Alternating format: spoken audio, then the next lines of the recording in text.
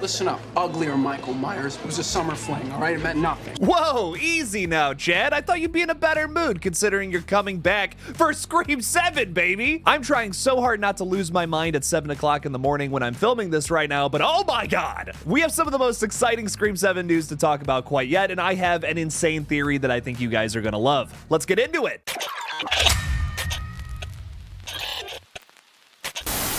Hey everybody, I'm KillJoy Jake, and instead of having friends, I have horror movies. Now, as you guys know, I've been pretty lukewarm on the new entry in the Scream franchise. There's just been a lot of bad juju in the last couple of years, some nasty things going on behind the scenes to some beloved actors and actresses, and I'm just not really crazy about everything going on plot-wise with this movie so far. It feels like it's going to be another mix of a film kind of jumbled up doing a bunch of crazy things, so I don't have the highest hopes. But I think there is hope for a very fun Scream movie still to be at hand. Just not like the best Scream film ever. Scream 7 has, however, been collecting a lot of positives just in the last couple of months or so, adding a bunch of really interesting new faces to the franchise, as well as bringing back Mason Gooding just last night, according to Variety. Now, this is 100% confirmed. It comes from a good source. This is so exciting. Not a lot of the stuff that actually gets talked about in the Scream news world isn't actually confirmed, but this is a big beacon of hope in my opinion. And it's not just because Mason Gooding is the biggest sweetheart on planet Earth and I love him so much. There's a lot more to it than just that. We'll get into it in a minute though.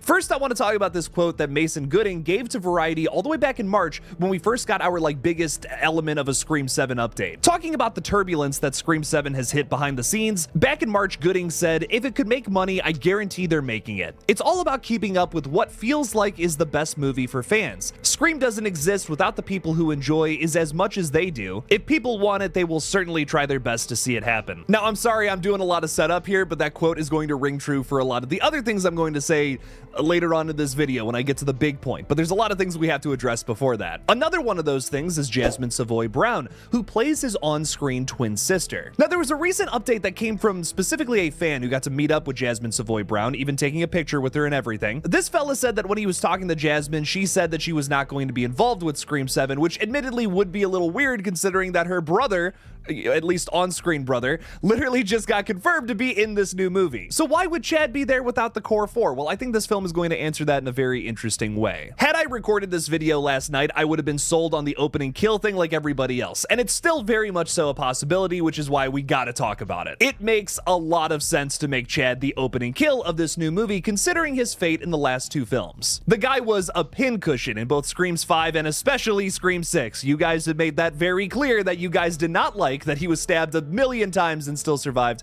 at the end of Scream, even though they did that to Dewey like 1,000 times in the other movies, but it's fine. I'm not gonna say that Chad is a better character than Dewey because that's simply not true. Dewey is fantastic. We love him so much. Bring back David Arquette if that's even possible. But dude, Chad is such a great character. I love him so much. He brings a similar vibe that Dewey brought to the table. He's a sweetheart and we love him. And anytime he gets stabbed, I get a little upset. But going back to the conversation that I literally talked about in my last Scream video, we were talking a little bit about how McKenna Grace just got cast in Scream 7 and how brutal that would be if she was the opening kill of this next film. Why I say that? She's Phoebe Spangler in the new Ghostbusters movies. She is so sweet, she's super kind. Killing her off in the opening would really set a brutal tone for this new Scream film, which I think Scream 7 needs to do in its opening. A lot of people think this is going to be a soft, flaccid Scream movie that doesn't take any chances, especially after all those production issues. They're just gonna play it safe, pump out another sequel, and everyone's gonna be kind of like, whatever with that one. It was another sequel, I guess,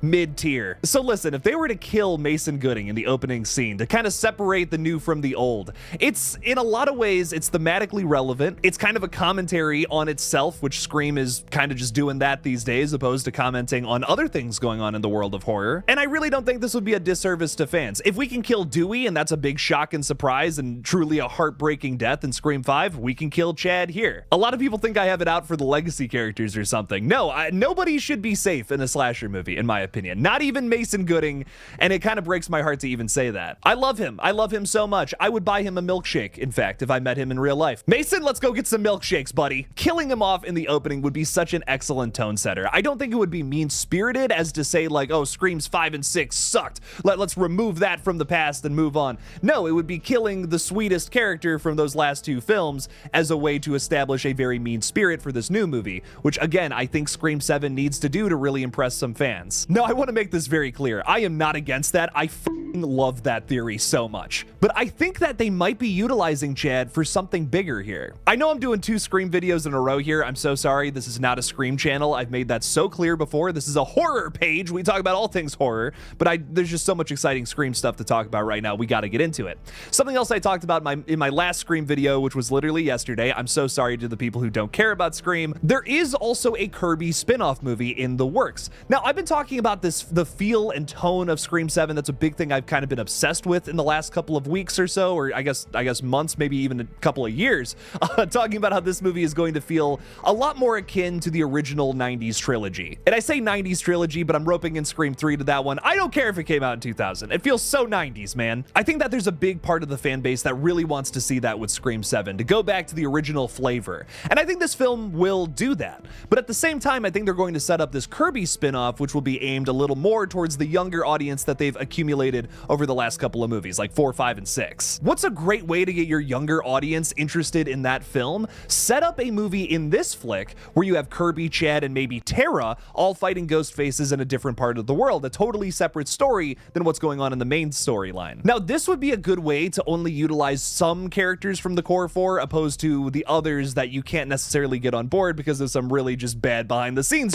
Melissa Barrera ain't coming back as long as Spyglass has the rights. We all know this. But Chad is already back for Scream 7. Tara could also come back for maybe even this film and that Kirby spinoff. Hear me out here. Technically, the only reason why Jenna Ortega was not going to be in Scream 7 was due to scheduling conflicts because she had prioritized Wednesday's season 2, and that just wrapped filming 2 weeks ago. Remember, the reason why Jenna Ortega couldn't be in Scream 7 was because this film was initially supposed to film back in September. That's when they were supposed to start shooting. We would already be done talking about Scream 7 production stuff at this point, but now they're not going to start shooting until probably January of next year if things don't get delayed again. So I'm not necessarily saying Jenna Ortega is free right now. Maybe she's got something else going on in her schedule. She's a very busy A-lister, but maybe they have her be a big part of this Scream spinoff and they have her just have a little cameo in this flick alongside Kirby, which again, none of this is confirmed. This is all speculation at this time. The only thing that is confirmed that I'm talking about in this video is that Chad is coming back for Scream 7. I rewatched Scream 6 last night, and something I really picked up on, I was really honing in on Chad and everything they were doing with that character. Now, while I was really focusing on Chad, I also ended up thinking a lot about the character of Tara and a lot of the conversations that she has with some of our other characters. A big thing that stood out to me on this last rewatch was Tara and Kirby's conversation talking a little bit about how Kirby has dealt with the monsters of this world. Kirby talks about joining the FBI in order to just stop the ghost faces. That's why she's here in the first place. This doesn't even concern her,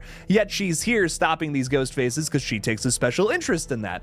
Tara really, that really spoke to her. You can tell in that conversation. I think she even ends it by saying something like, oh, I liked that, you know, like she's like really invested in that idea. Maybe Tara goes down a similar route and is training at the FBI. Think of like a Silence of the Lambs situation where Kirby is kind of like her mentor as she's like training to go fight some ghost faces around the world. Something ridiculous like that, because that's where the franchise is now. Chad is her boyfriend, so of course Chad would be there as well, and that's why he could be confirmed for this new movie. Hell, you wouldn't even need Kirby or Tara to be in Scream 7 to set that up. All you would need is Chad just popping his head in for a second and saying, hey, we're gonna go fight ghost faces. Peace out. Maybe it's a post-credit scene, maybe it's just a little something in there. I mean, you guys gotta remember, Kirby was confirmed to be alive via a little tiny YouTube recommended video that Jack Quaid was watching in Scream 5. They could do something so tiny like that with Mason Gooding and set up a whole nother movie. And then you still might be asking yourself, Jake, why wouldn't the rest of the core 4 be involved with that project though? But that's the thing that kind of works really well with Scream 6. The big plotline, the big focus of the story between the Carpenter sisters was that Sam had to let Tara go. That would explain why Sam is not in Tara's life anymore. She still is, but she's kind of like, just let her go. She's not smothering her, not being like 100% in her life all the time, just like, you know, extended family. And like I was saying earlier, Jasmine Savoy Brown is yet to be confirmed to be coming back to any Scream project except for that one thing from a fan, but who knows what's going on there? Nothing is confirmed at this time. It's all just one big crazy theory that has me very excited for the future of Scream. On a final note, the reason that this news has me so excited is not just because I love Mason Gooding so much and I think he's an awesome actor who adds so much to every project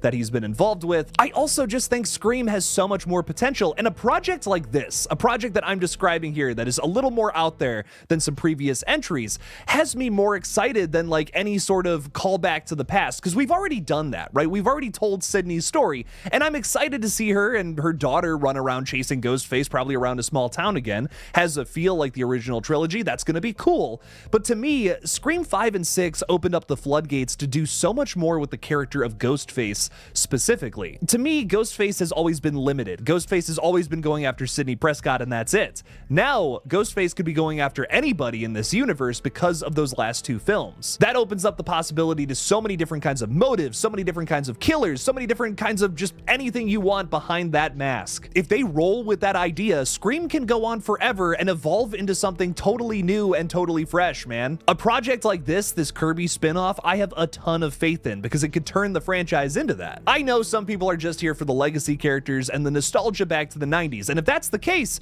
this new film is totally going to make you happy, at least I think. But for those who want to see the franchise grow and continue onward into some crazy modern territory, I think this is the project that is going to absolutely knock our socks off. Again, this is just a theory, but God, I hope it becomes reality. Whatever ends up happening, we have Chad Meeks Martin back, baby, and that has me exciting. Opening kill or not, I'm just happy to see him back on the big screen again. What do you guys think about this casting announcement, though? Leave me something about it in the comments below. Please consider subscribing. Go check out KillJoy Jake Retro because it's an awesome page, and I'm posting a new video on Black Christmas there. And as always, don't forget to kill it out there, y'all. Peace out.